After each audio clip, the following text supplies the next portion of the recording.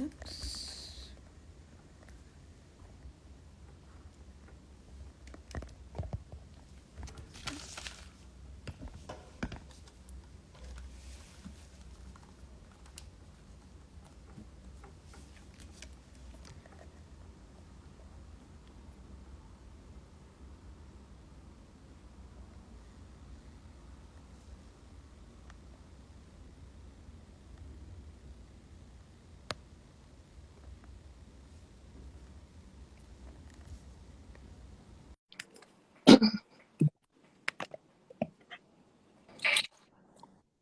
Oh, Oh, got it to work first time. Ah, I oh, don't know this why. lighting is better. I Oh, really wasn't liking the lighting in the other room. okay. So I decided to switch and see what this was like. That color red behind you. I know, my favorite color. Yeah. What can I say? So maybe it'll give me some good vibes and power. Okay. Sounds good to me. Hi everyone, welcome to the Graph Girls. I'm live. Our topic today is, yep, I posted about it. I believe it is Not a buyer's market in every every area and some things that might be influencing the why for that. So I think everybody's right. we're going to jump into it. We just want to say that this is time sensitive to begin with, so it's going to be a little brief, simply because we seem to have scheduled things a little close and forgot there's so much traffic in the city because everybody's back to school. So we apologize for that, but I think what we're going to get to is the meat and potatoes, so to speak, of why there are different areas reacting different ways to the market right now. So, And one of the things would be, and you've heard it for I don't even know how many years at this point in the market, is there is still a demand. Life stages incur moves, and we've gone over all those life stages also plenty of times. So that definitely, life is still happening, and life is happening even more now between people coming into the city, whether or not it's for from another country, for work, for school, all sorts of things. So there is a demand. And the other thing is that what your house has to offer and the neighborhood it is located in, the amenities, the schools, all the typical things that affect the price of a home typically and offer buyers, the more your house has to offer buyers, the greater the demand. And as I mentioned, the demand is still there, even with these rate hikes. And we're going to hear about one tomorrow again and see how much that affects more or less. But at the end of the day, there are still people buying. And there's another influencer right now, too, that people forget about is when we talk about it being a buyer's market or it being a little bit lower or anything like that, people are like, I don't want to miss it. And those buyers are sitting there thinking they're going to scoop something. And lo and behold, the sellers are still, the other thing is that the sellers are not going to let go unless they have to. So what it that's is, another thing too. I think we have to, because we've all heard it in a combination, that inflation, the high mortgage rates, and the high home prices. Right now, the prices of the homes are still high compared to last year, or if we go way back in time. But the important thing is that you have to buy and sell in the same market, because if your home is valued at say 10 or 15% lower, if that's what it is, whatever you're going to be buying is going to be the same. So that's why we always encourage people to buy and sell in the same market. Addressing the rates that they're higher now, because you're buying at a lower number, your increase in your mortgage rate may be higher, but if you compare it to paying a higher price at a lower rate, it really is Works the out the same. same. It works Yeah, out. It's it's a the very good. wash. So I think that people have to really realize that there aren't any real bargains out there. You may And be that, buying lower, but if you have a property to sell, buy and sell in the same market. yeah, and I think some people are also getting a little bit caught up on what was a couple months ago. And this is in psychology, they call this anchor bias.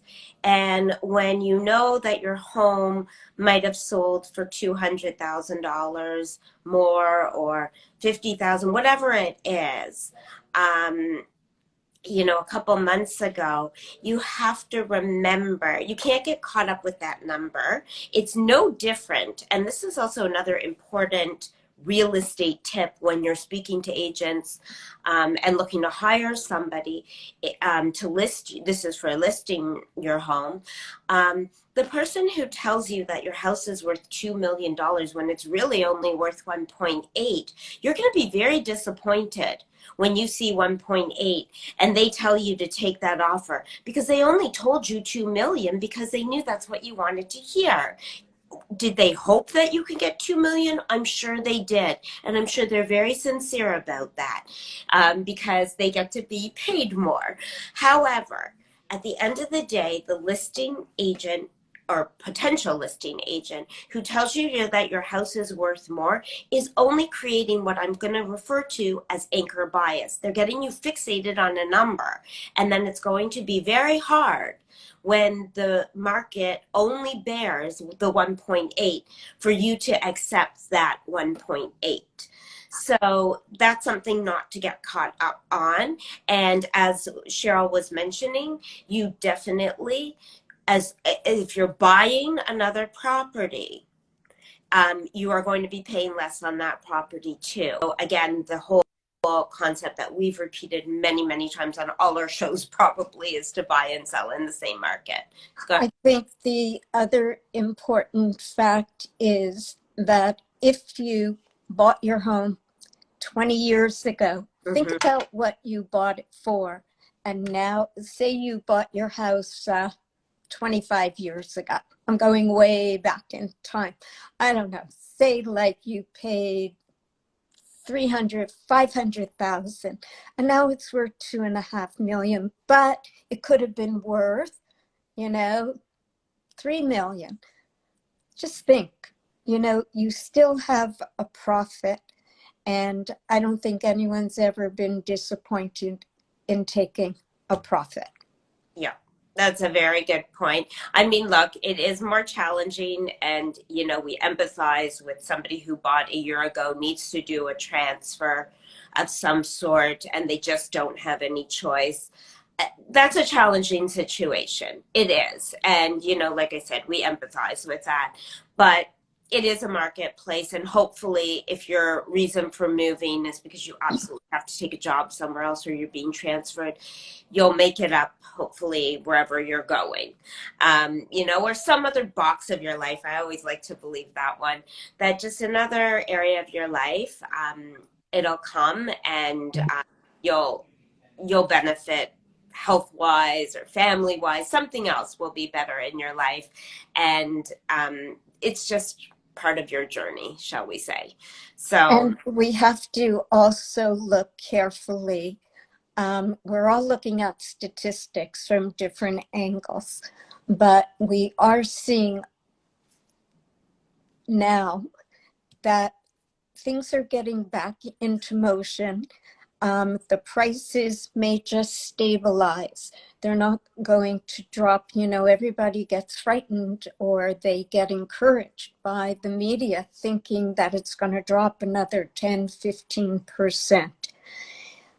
It's difficult to know whether it will or it won't. And different areas are hit more by reduction in prices than others because of the desire or the lack of property. So many of these homes, if they're not fixed up, then they're going to not get as much. So it doesn't matter if you stage it, paint it, do whatever. If everything is very old and tired and you put in chrome and, furniture, it's not going to make the house worth more. You have to look at the location, you have to look at the condition of the home and the size of the lot. The amount of work that needs to be done definitely is another variable that affects your price. Yes, there are definitely people out there that are looking for projects, but there are also the people that are putting very high price tags on the cost of those projects. So that's something to keep in mind. And here's the thing, at the end of the day, if you price your house reasonably, and you might think that your agent is pricing it low, if the market is willing to pay more, it's going to come out in whether it's multiple offers or just a knowledgeable and educated buyer will come and just pay what they know somebody else will pay, because that's where you have to keep it in mind. If you see a number on paper and your agent is telling you, I cannot guarantee that this number will be duplicated, that's when you have to really think about this might be market value. So that was a good one. Yeah. Yep, that's it. Okay, thumbs up. We're right. good. We gotta Right, go for everybody. I booked back to back. I don't know what I was thinking. It's like the first day back.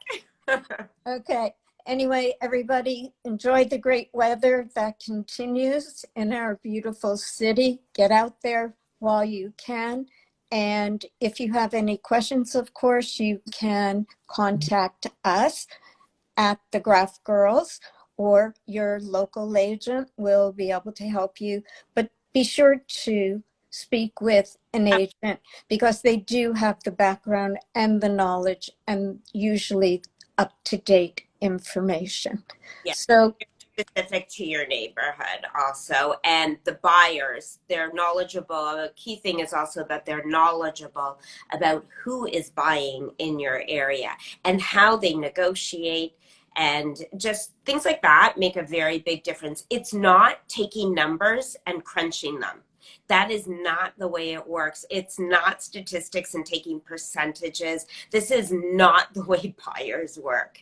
So I do think that, some might be mathematically inclined to do so, but it's not how a market. There's also emotions involved, and there's different stages of life and different types of buyers. So these things do make a difference. So as Cheryl said, reach out to your preferred professional, and if either one of us or together we can be of help, we actually will be able to meet you in person these days. So have a good afternoon. Have a good one. Happy first day back to school. Bye. Bye. See you.